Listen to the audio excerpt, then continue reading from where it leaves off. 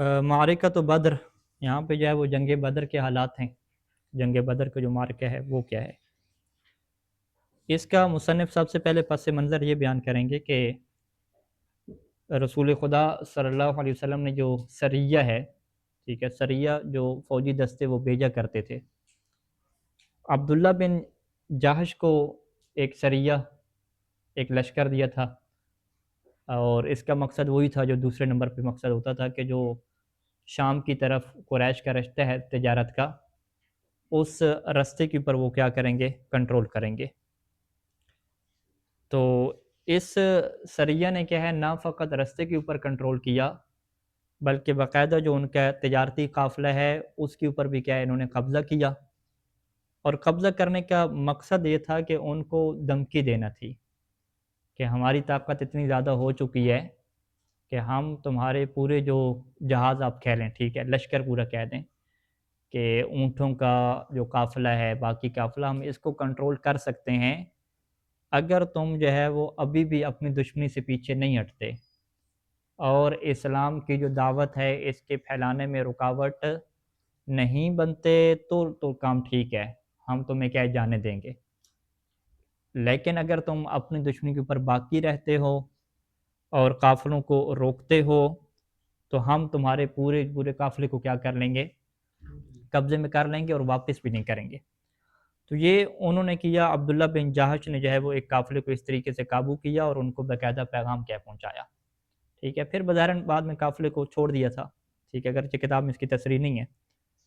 تو یہ کہتے ہیں کہ اس واقعے کے بعد نا قریش والوں کو یہ یقین ہو گیا تھا کہ اب جو ہمارا رستہ ہے نا تجارت والا، یہ مسلمانوں کے رحم و کرم پہ ہے،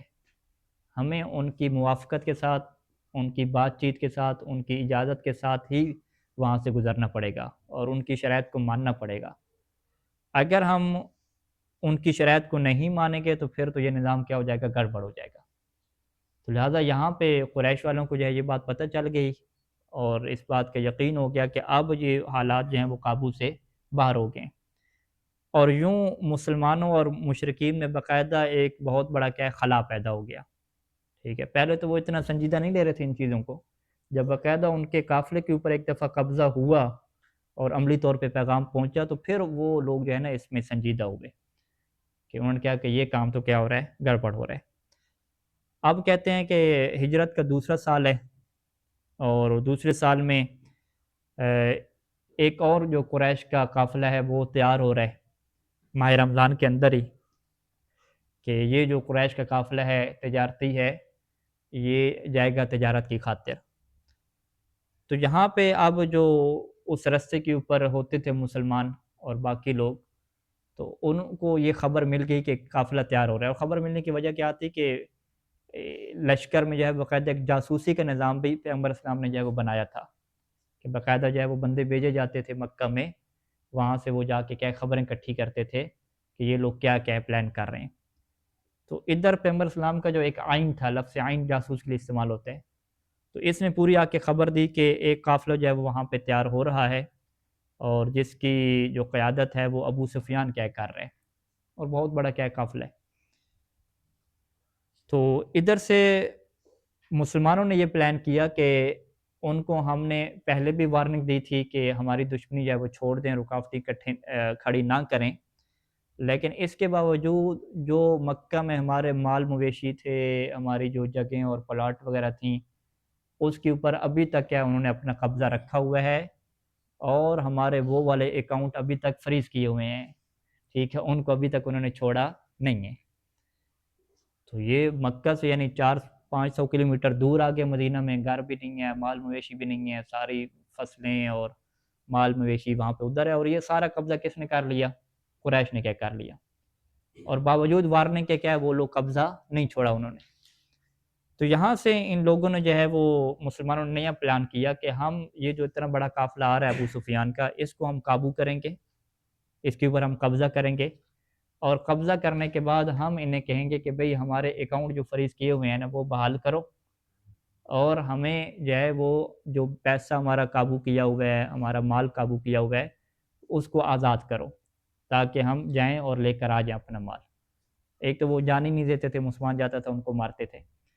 تو ہمارے یعنی پیسے کو مال کو آزاد کرو تو ٹھیک، اگر آزاد نہیں کرتے تو یہ جو ابھی ہم نے قافلہ قابو کیا ہے اس کو پھر چھوڑا نہیں جائے گا۔ پہلے تو ہم نے چھوڑ دیا تھا، لیکن ابھی جو ابو سفیان والے قافلے کو ہم قابو کریں گے نا،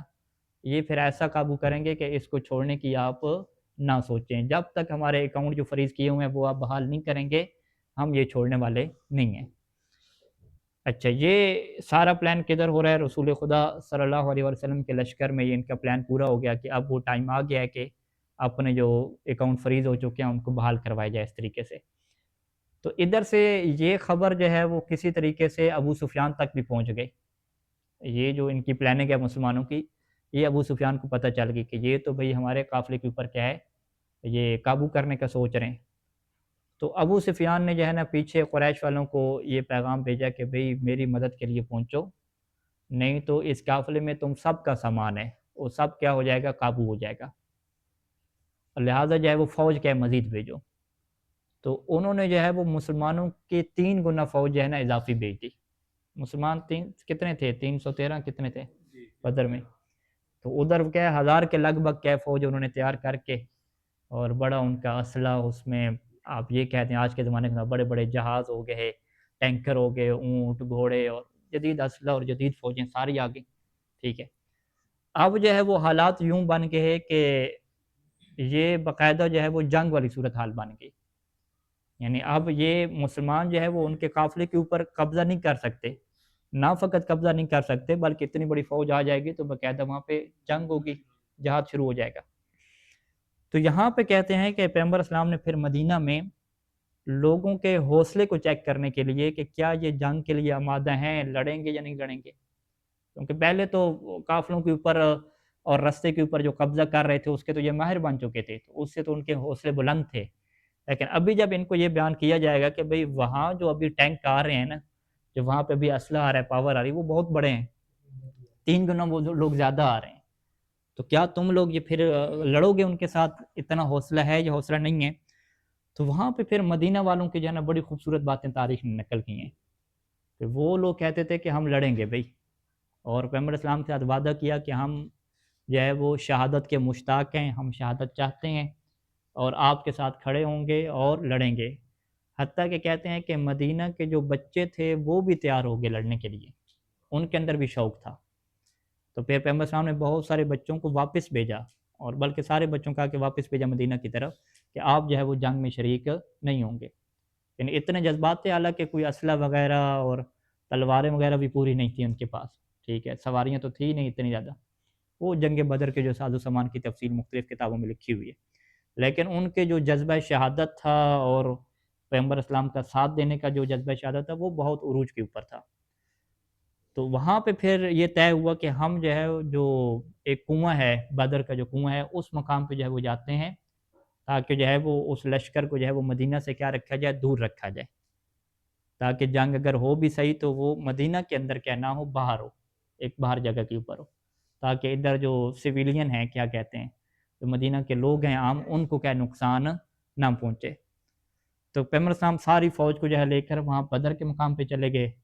اور پھر وہاں پہ وہ لشکر بھی کیا جمع ہوا، اور پھر پیغمبر اسلام کی وہاں پہ یہ پلاننگ رہی کہ باقی انصار اور مہاجرین میں سے کسی کو آگے نہیں آنا دیا، فقط اپنے قریبیوں کو آنے دیا، اور اپنے قریبیوں میں سے مولا علی علیہ السلام اور جناب حمزہ، ٹھیک ہے، جناب جعفر طیار، اور یہاں پہ کچھ نام لکھیں گے، ٹھیک ہے، کہ ان کو جو ہے وہ آمادہ کیا، اور پھر اس جنگ میں جو مین کردار کیا وہ مولا علی علیہ السلام کی بہادری کا آیا، کہ جتنے لوگ بھی ان کے مرے تھے 70-72 کے قریب ان کے لوگ مرے، اور آدھوں کو تو جو ہے وہ کس نے مارا تھا، مولا علی علیہ السلام نے مارا تھا، اور ادھر سے مولا علی علیہ السلام کی دشمنی ابھی سے بن گئی، کیونکہ جب قریش والے بعد میں مسلمان ہوئے تو ان کے کسی کے چاچے کو مارا ہوا ہے، کسی کے مامے کو مارا ہوا ہے، کسی کے بھائی کو مارا ہوا ہے، وہ تو نفرتیں تھیں ان کے دل میں، اور اسی وجہ سے خلافت کے ٹائم پہ یہ مسئلہ بنا، ٹھیک ہے، کہ بھئی آپ اس بندے کو آپ اپنا خلیفہ بنا رہے ہیں کہ جس نے ہمارے چاچے کو مارا ہے، ہمارے بیٹے کو مارا ہے، یہ بنیادی کیا سبب تھی، یعنی ان کے دلوں میں کینہ کیا بھر چکا تھا نا۔ تو بہرحال اس میں مسلمانوں کو کیا بہت بڑی فتح کیا نصیب ہوئی، اور وہ لوگ جو ہے وہ ہزیمت کا اور شکست کا شکار ہو کے واپس کیا چلے گئے۔ اب یہ سارا کیا ہے، یہ سینیریو ہے، پورا کیا ہے، یہ نظام ہے۔ اس کو پھر غلط طریقے سے کیسے پیش کیا جاتا ہے کہ مسلمانوں نے جو ہے نا ان کے قافلے کو لوٹ لیا، قبضہ کر لیا، یہ لوگ بدماشی کر رہے تھے، ٹھیک ہے، پیچھے جو ہے نا سیاق و سباق نہیں دیکھتے کہ ان رستوں کے اوپر قبضے کا کیا مطلب ہوتا تھا، قافلوں کے قبضے کے اوپر مطلب کیا ہوتا تھا، جو مکہ والوں نے، قریش والوں نے جو ان کے مال پہ قبضہ کر لیا تھا، ان کی جائیدادوں پہ قبضہ کر لیا تھا، ان کے مال مویشیوں پہ قبضہ کر لیا تھا، اس کو وہ ابھی تک آزاد کروانے کے لیے تیار نہیں تھے، بلکہ باقاعدہ ان مسلمانوں کو جو انہیں مل جاتا وہ انہیں قتل بھی کر دیتے تھے، مارتے بھی تھے، تو وہ اس کے اوپر باز نہیں آ رہے تھے۔ تو یہ تو بہترین ایک جنگی حکمت عملی تھی،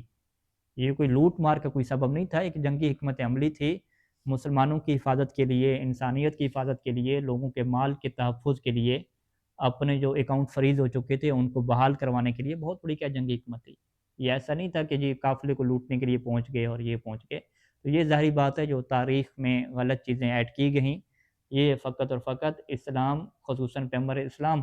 صلی اللہ علیہ وسلم کو بدنام کرنے کی خاطر، تاکہ یہ بیان کیا جائے کہ یہ جو ہے وہ تلوار کی زور پر ہی اسلام کیا پھیلا رہے تھے، پیچھے کوئی دلائل اور اخلاقیات نام کی کوئی چیز نہیں تھی۔ تو یہ سارا کے سارا کیا پروپیگنڈا ہے، اور بالکل یہی پروپیگنڈا ہمارے آخری امام کے متعلق بھی کر دیا گیا ہے اور روایات میں کیا موجود ہے کہ وہ یہ حکومت ایسے کریں گے تو لوگوں کو گاجروں کی طرح کاٹیں گے، خون خون ہی خون ہوگا، یہ ہوگا نظام، یعنی وہ جو رحمت للعالمین بن کے پیغمبر اسلام آئے تھے، اور اسی طریقے سے امام مہدی بھی رحمت للعالمین بن کے آئیں گے، تو وہ اس کو رحمت کی بجائے کیا پیش کیا گیا کہ ایک غضب ناک کوئی شخص آئے گا، اور اس طریقے سے، حالانکہ ٹوٹل 6 مہینے یا 9 مہینے کی روایات ہیں کہ جنگیں شنگیں ختم ہو جائیں گی 6 یا 9 مہینے میں، اس کے بعد ماحول سارا نارمل ہو جائے گا، فقط انہی لوگوں سے لڑا جائے گا جو مقابلے میں آئیں گے، نہ کہ سب کے ساتھ واضح انشاءاللہ۔ تو یہ پروپیگنڈا کا کیا حصہ رہا ہے کہ جب بھی کوئی شخصیت ایک اچھے پروجیکٹ کی طرف جاتی ہے تو دیگر لوگ کیا ہے اس کے بارے میں الٹی سیدھی باتیں مشہور کرتے ہیں، تو جس کی تعریفیں ہر جگہ پہ ہو رہی ہوں وہ اس بات کی دلیل نہیں ہوتا کہ یہ بندہ اچھا ہے۔ تو اب پیغمبر اسلام صلی اللہ علیہ وسلم کی نسبت سے نرم دل، رحمت والا اور عظیم اخلاق کے اوپر جو شخصیت ہے ان کے اوپر بھی تنقید ہوئی، ان کے اوپر بھی سارے کے سارے لوگ راضی نہیں ہوئے، تو آپ اور ہم کیا چیز ہیں کہ ہماری بھی فین فالوئنگ ہوگی، کوئی ہماری پر تنقید نہیں کرے گا، تو ہمیں بھی اس چیز کے اوپر تیار رہنا چاہیے کہ لوگ تنقید کریں گے،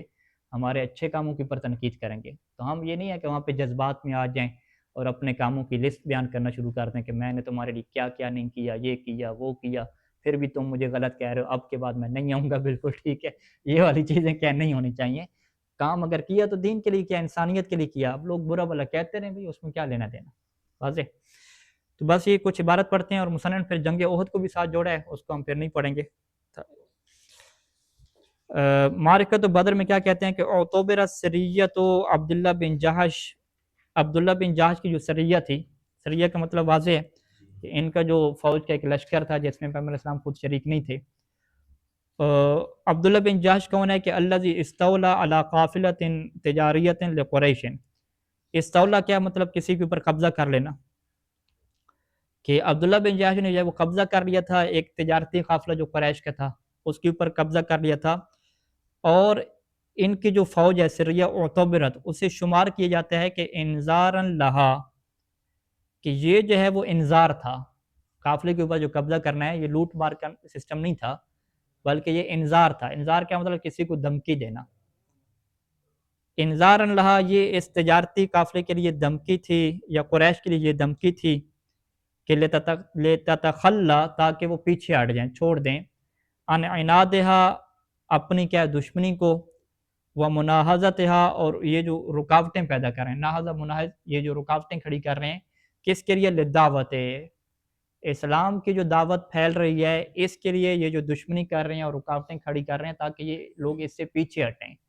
تو اس سے پیچھے ہٹنے کے لیے عبداللہ بن جہش کا ایک قافلے کے اوپر قبضہ کرنا یہ باقاعدہ ان کے لیے کیا تھا، انذار تھا، ایک خطرے کی گھنٹی تھی۔ فَأَدْرَكَتْ قُرَيْشٌ حِينَئِذٍ، تو اس وقت جو ہے وہ قریش نے کیا صحیح طریقے سے درک کیا، یعنی اب ان کو پتہ چلا، حِينَئِذٍ کیا مطلب، جب ان کے قافلے کے اوپر قبضہ ہوا تو اب انہیں پتہ چلا کہ ان تجارتها مع الشام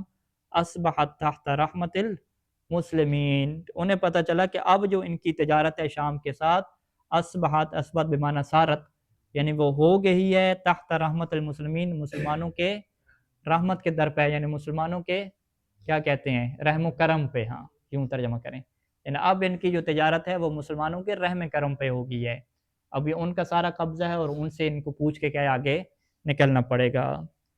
وہ منذ ذالک الوقت، اور اسی وقت سے، یعنی جب ان کے قافلے پہ قبضہ ہوا اور صحیح طریقے سے پیغام گیا ان کے پاس، تو اسی وقت سے اتسعت ہوا کا لفظ ہے کہ ہوا کسے کہتے ہیں؟ کھائی کہتے ہیں، گہرائی میں جو گر جاتے ہیں انسان، وہ کھائی کیا ہے؟ وسیع ہو گئی، وزادت الفجوہ، تو فجوہ کسے کہتے ہیں؟ دراڑ کو کہتے ہیں، اور وہ دراڑ کیا ہے؟ مزید زیادہ ہو گئی، یعنی کھائی بڑی ہو گئی اور دراڑ زیادہ ہو گئی، کس کے درمیان؟ مسلمان اور مشرکین کے درمیان، جو ایک دشمنی کی جو کھائی ہے اور جو دشمنی کی دراڑ ہے وہ بہت زیادہ کیا ہے؟ بڑھ گئی اس کام کی وجہ سے۔ وفی شہر رمضان من السنۃ الثانیہ من الہجرہ، ہجرت کے دوسرے سال ماہ رمضان میں، تواردت الانباء، خبریں جو ہیں وہ پے در پے آئیں، ٹھیک ہے، خبریں آئیں کس بات کے متعلق؟ کہ ان قدوم قافلۃ لقریش ویقودها ابو سفیان، کہ ایک جو ہے وہ قریش کا قافلہ آنے والا ہے کہ جس کی یقود، جس کی قیادت کون کر رہے ہیں؟ ابو سفیان کر رہے ہیں۔ فبعث رسول اللہ صلی اللہ علیہ وآلہ عینا، تو اللہ کے رسول نے عین یعنی جاسوس کو بھیجا، لإخبار ہی، تاکہ وہ خبر دے، عن سیر تلک القافلہ، اس قافلہ کے سفر کے متعلق، وعدد حراسہا، اور اس قافلہ کے جو حارس ہیں یعنی حفاظت کرنے والے وہ کتنے ہیں، ورجالہ، ان کے مرد کتنے ہیں، اور باقی چیزیں یہ ساری کیا اطلاع لے کر ہے، پورا جائزہ لے کر ہے کہ یہ جو قافلہ بھی نکلا ہے اس کے کیا حالات ہیں۔ وجاءتہ الاخبار، اور پیغمبر اسلام کے پاس خبریں پہنچ گئیں، بحجم القافلۃ، قافلہ کے حجم کے متعلق کہ کتنا اس کا بڑا جو ہے وہ حجم ہے، وقیادت ابو سفیان لہا، اور یہ بھی خبر پہنچ گئی کہ ابو سفیان کیا ہے اس قافلے کو کیا ہے؟ قیادت کر رہے ہیں۔ اچھا، اب یہ خبریں ساری کیا طے ہو گئیں، یہ چیز پتہ چل گئی کہ اب قافلہ جو ہے وہ اس راستے سے کیا ہے؟ گزرنے والا ہے، کہ جس راستے کے اوپر مسلمانوں کا کنٹرول ہے۔ وحیث ان اموال المسلمین المہاجرین الی المدینہ کانت، اور صورتحال کیا تھی کہ مسلمانوں کے جو مال تھے، کون سے مسلمان؟ المہاجرین الی المدینہ، جو مدینہ میں آ چکے تھے، ان کے جو اموال تھے، قد صودرت فی مکہ تھا، صودرت کسے کہتے ہیں؟ ضبط کر لینا، فریز کر لینا، ان کے اموال جو ہے وہ ضبط کر لیے گئے تھے مکہ میں، علی اید قریش، قریش کے کیا ہاتھوں پہ، ٹھیک ہے، یہ سیاق ہو گیا نا، پس منظر ہو گیا کہ ان کا سارا مال جو ہے وہ ضبط ہو چکا ہے مکہ میں، قریش والے مال دینے کو تیار نہیں ہیں۔ من ہنا کانت الوقت مناسب جدا، اور اسی وجہ سے یہ وقت بہت ہی مناسب تھا کہ لئن یأخذ المسلمون، کہ مسلمان لے لیں، پکڑ لیں، اموال قریش فی تلک القافلہ، اس قافلہ کے اموال کو مسلمان قابو کر لیں، وَيَحْتَفِظُ بِهَا رَيْسَمَا، اور اس مال کی اور اس قافلے کی حفاظت کریں، یحتفظ بها، اس کی حفاظت کریں، رئیسما، تب تک کہ، رئیسما کا لفظ سنا ہے کبھی؟ پہلی دفعہ آیا ہے، رئیسما یعنی اتنی دیر تک، رئیس کہتے ہیں تاخیر اور دیر کرنے کو، رئیسما جب تک کہ تفرج قریش عن اموال المسلمین، تفرج کیا ہوتا ہے؟ افرج یفرج، افراج چھوڑ دینا، کہ جب قریش جو ہے وہ مسلمانوں کے مال کو چھوڑ دیں، یعنی مسلمانوں کے جو فریز کیا ہوا اکاؤنٹس ہیں ان کو کیا کر دیں؟ بحال کر دیں۔ وَحَيَّ النبی صلی اللہ علیہ وآلہ جیشن، اور پیغمبر اسلام نے یہاں پہ ایک لشکر کو آمادہ کیا، قوامہ، کہ جس کا جو بنیاد ہے، جس کا جو ڈانچہ ہے وہ کتنا ہے؟ 313 رجلا، 313 رجلا، 313 مردوں کا کیا قافلہ تیار کیا۔ لیکن ہوا کیا کہ فتسربت اخبارہ لابی سفیان، تو جو نبی کی خبریں ہیں، تسربت، یہ کیا لیک ہو گئی، خبر پہنچ گئی، منافقین تو تھے ہی، صحیح ظاہری بات ہے، تو ان کی جو خبریں ہیں وہ پہنچ گئی لابی سفیان، ابو سفیان کے لیے، یعنی غدار بھی موجود ہیں، اور ان کی ٹیکنالوجی اس حوالے سے جو کام کر رہی ہے ایجنسیوں کی، کون سے ہیں؟ موساد ہیں، کون ہے ان کا بھائی آج کل؟ موساد ہیں، موساد کے ایجنٹ کیا ہیں؟ مسلمانوں کے اندر کیا موجود ہیں، ٹھیک ہے، تو یہ جو اندر ایجنٹ موجود ہیں، انہوں نے باقاعدہ جو ہے وہ خبر دے دی ابو سفیان کو جا کے کہ بھئی اس طریقے سے مسلمان اپنے فریز اکاؤنٹس بحال کروانے کے لیے تمہارے قافلے کے اوپر قبضے کا سوچ رہے ہیں۔ اب جب ابو سفیان تک یہ خبر پہنچی تو فغیر مسار القافلۃ الی مسار آخر، اس نے اپنے جو قافلے کا مسار ہے، جو چلنے کا راستہ ہے، اس نے وہ تبدیل کر لیا اور دوسرے راستے کو اپنا لیا، کہا کہ ہم اس راستے سے نہیں جائیں گے کیونکہ وہاں پہ خطرہ ہے، مسلمان کیا قبضہ کریں گے۔ وطالب نجدہ تھا، نجدہ کسے کہتے ہیں؟ مدد، عسکری قوت، عسکری امداد، اور اس نے جو ہے وہ عسکری امداد مانگی من قریشن، قریش سے کیا ہے؟ عسکری امداد کی اپیل کی، اور اس کے بڑے وہ بہترین اس کے خط ہیں کہ جیسے اس کو انہوں نے لکھ کے منظر پیش کیا نا کہ تم میں سے ہر قبیلے کا مال موجود ہے، قبضہ ہو جائے گا، اگر ابھی تم نہیں نکلے تو کبھی نہیں نکلو گے، بڑے طریقے سے اس نے کیا ہے بیان دیے وہاں پہ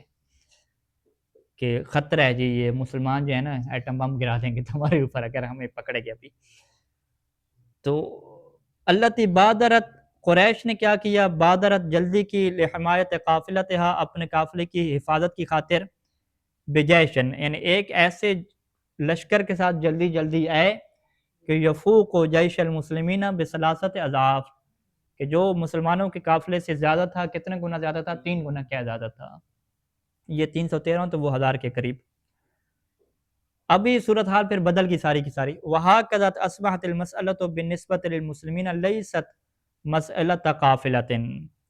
اب جو مسلمانوں کے لیے یہ جو مسئلہ اور یہ جو پرابلم بن گئی،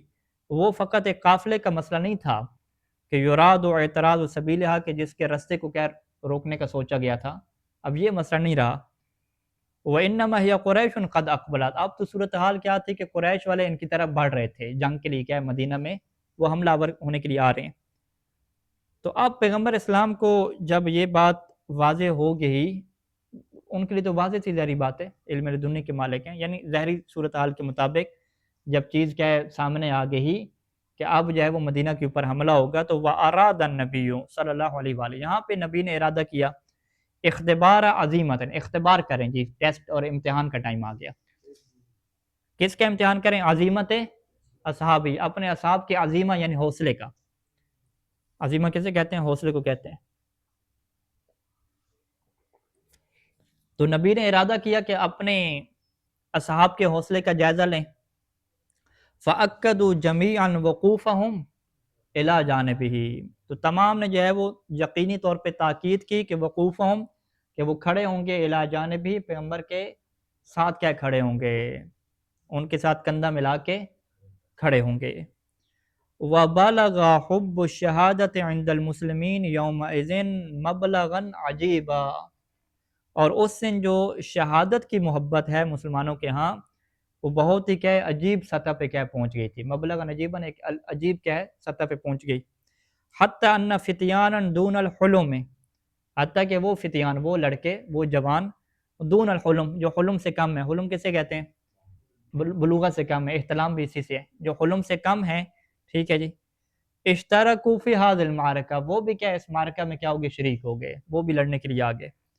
ورد النبی صلی اللہ علیہ وآلہ بعضهم الی المدینہ، اور اللہ کے نبی نے بعض بچوں کو تو واپس بھی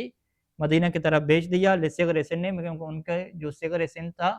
ان کا جو ایج تھی وہ بہت ہی چھوٹی تھی، یعنی بہت چھوٹی ایج کے بھی کیا بچے آگے تھے۔ ثم امر النبی المسلمین بالرحیل الی بدر، پھر نبی صلی اللہ علیہ وآلہ وسلم نے مسلمانوں کو حکم دیا کہ وہ مدینہ سے نکلیں بھی، کوچ کریں۔ کدھر جائیں؟ یہ بدر کے مقام پہ جائیں، کہ کانت عبارت عن بیرن، کو اس ٹائم پہ وہاں پہ کیا ہوتا تھا؟ کنواں ہوتا تھا۔ وَهُنَاكَ الْتَقَى الْجَيْشَانِ، اور اسی مقام پہ یہ دونوں لشکر کیا آپس میں مل گئے تھے، اسی وجہ سے کیا کہتے ہیں؟ جنگ بدر کہتے ہیں۔